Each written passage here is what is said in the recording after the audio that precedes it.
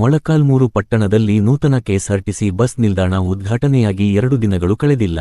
ಆದರೆ ಗ್ರಾಮೀಣ ಭಾಗದ ವಿದ್ಯಾರ್ಥಿಗಳಿಗೆ ಸಮರ್ಪಕ ಸಾರಿಗೆ ವ್ಯವಸ್ಥೆ ಕಲ್ಪಿಸದಿರುವ ಆರೋಪ ಕೇಳಿಬಂದಿದ್ದು, ಶಾಲಾ ಕಾಲೇಜು ವಿದ್ಯಾರ್ಥಿಗಳು ಶಿಕ್ಷಣದಿಂದ ವಂಚಿತರಾಗುವ ಪರಿಸ್ಥಿತಿ ನಿರ್ಮಾಣವಾಗಿದೆ.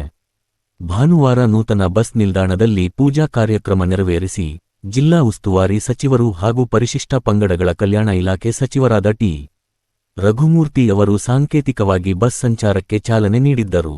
ಆದರೆ ಮೊಳಕಾಲ್ಮೂರು ತಾಲೂಕಿನ ಜೆ.ಬಿ. ಹಳ್ಳಿ ಗ್ರಾಮ ಪಂಚಾಯಿತಿ ವ್ಯಾಪ್ತಿಯ ಗೊಲ್ಲರಹಟ್ಟಿ ಹೊಸಹಳ್ಳಿ ಗ್ರಾಮದ ವಿದ್ಯಾರ್ಥಿಗಳ ಪರಿಸ್ಥಿತಿ ಮಾತ್ರ ಬದಲಾಗಿಲ್ಲ. ಗ್ರಾಮದಿಂದ ಶಾಲಾ ಕಾಲೇಜಿಗೆ ತೆರಳಲು ಸಾರಿಗೆ ಬಸ್ಗಾಗಿ ವಿದ್ಯಾರ್ಥಿಗಳು ಕಾದು ಕುಳಿತರೂ ಯಾವುದೇ ಬಸ್ ಬರಲಿಲ್ಲ.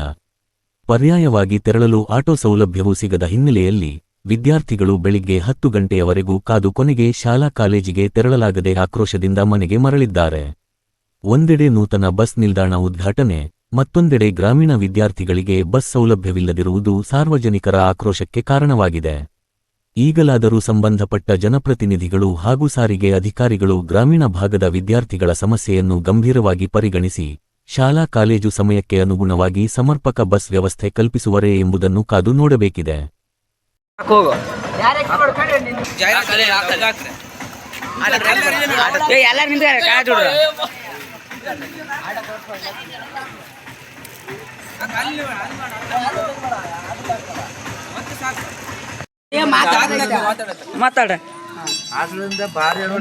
ಬಸ್ಸಿಂದು ವ್ಯವಸ್ಥೆ ಇಲ್ಲ. ಕಾಲೇಜ್ ಹುಡುಗರು ಟೈಮ್ ಇಲ್ಲ, ಏನಿಲ್ಲ. ಒಂದು ಬಸ್ ವ್ಯವಸ್ಥೆ ಮಾಡಿದ್ರೆ 6-7 ಕಿಲೋಮೀಟರ್ ಆಯ್ತು ನಮ್ಮೂರಿಗೆ. ಬಸ್ ಆದ್ರೆ ಬಸ್ ಇಲ್ಲ, ಒಂದು ಆಟೋ ವ್ಯವಸ್ಥೆ ಇಲ್ಲ ನಮ್ಮೂರಿಗೆ. 10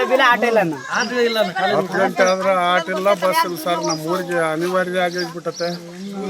6 ಕಿಲೋಮೀಟರ್ ಶಾಲೆ ಹುಡುಗರಿಗೆ ಕಾಲೇಜ್ ಹುಡುಗರು ಭಾರಿ ತೊಂದರೆ ಆಗಿಬಿಡುತ್ತೆ. ಆಟೋದಿಂದ ಅವರು ಟೆನ್ಷನ್ ನೋಡ್ರಿ, ಇವತ್ತು 10 ಗಂಟೆ ಆಗಕ್ಕೆ ಹೋದ್ರೂ ಕೂಡ ಇನ್ನು ಯಾವುದೇ ರೀತಿಯಾದ ಸೌಲಭ್ಯ ಸಿಕ್ಕಿಲ್ಲ. ನಾವು ಆದ್ರಿಂದ ಇವತ್ತೆಲ್ಲರೂ ಕಾಲೇಜಿಗೆ ರಜೆ ಮಾಡಿದ್ದೀವಿ. ಮಾತಾಡ ಬಸ್ಸಿಂದು ವ್ಯವಸ್ಥೆ ಇಲ್ಲ. ಕಾಲೇಜ್ ಹುಡುಗರು ಟೈಮ್ ಇಲ್ಲ, ಏನಿಲ್ಲ. ಒಂದು ಬಸ್ ವ್ಯವಸ್ಥೆ ಮಾಡಿದ್ರೆ 6-7 ಕಿಲೋಮೀಟರ್ ಆಯ್ತು ನಮ್ಮೂರಿಗೆ. ಬಸ್ ಆದ್ರೆ ಬಸ್ ಇಲ್ಲ, ಒಂದು ಆಟೋ ವ್ಯವಸ್ಥೆ ಇಲ್ಲ ನಮ್ಮೂರಿಗೆ. 10 ಗಂಟೆ ಆದ್ರೆ ಆಟ ಇಲ್ಲ, ಬಸ್ ಇಲ್ಲ ಸರ್. ನಮ್ಮೂರಿಗೆ ಅನಿವಾರ್ಯ ಆಗಿಬಿಟ್ಟತೆ. 6 ಕಿಲೋಮೀಟರ್ ಶಾಲೆ ಹುಡುಗರಿಗೆ ಕಾಲೇಜ್ ಹುಡುಗರು ಭಾರಿ ತೊಂದರೆ ಆಗಿಬಿಡುತ್ತೆ. ಆಟೋದಿಂದ ಅವರು ಟೆನ್ಷನ್ ನೋಡ್ರಿ, ಇವತ್ತು 10 ಗಂಟೆ ಆಗಕ್ಕೆ ಹೋದ್ರೂ ಕೂಡ ಇನ್ನು ಯಾವುದೇ ರೀತಿಯಾದ ಸೌಲಭ್ಯ ಸಿಕ್ಕಿಲ್ಲ. ನಾವು ಆದ್ರಿಂದ ಇವತ್ತೆಲ್ಲರೂ ಕಾಲೇಜಿಗೆ ರಜೆ ಮಾಡಿದ್ದೀವಿ.